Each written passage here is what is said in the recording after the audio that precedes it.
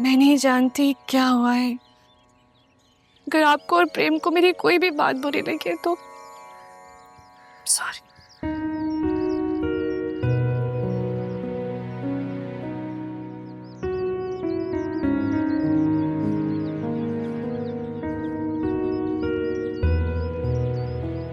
Aunty,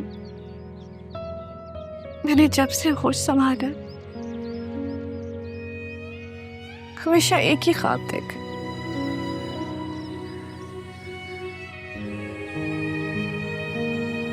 कि मैं school बनाऊं,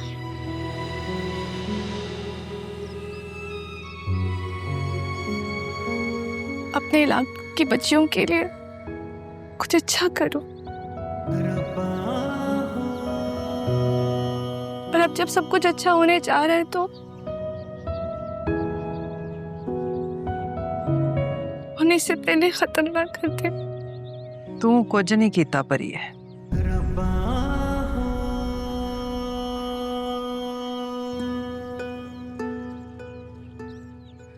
ऐसा क्या हुआ है? आप कुछ तो बताए मुझे।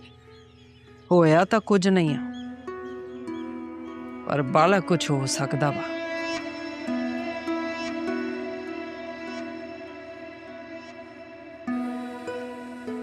आंटी, आप यकीन करें, खुदा ना खास्ता अगर कुछ भी बुरा हुआ तो मैं उसे रोकूंगी। अगर प्रेम को स्कूल आने से ना रोके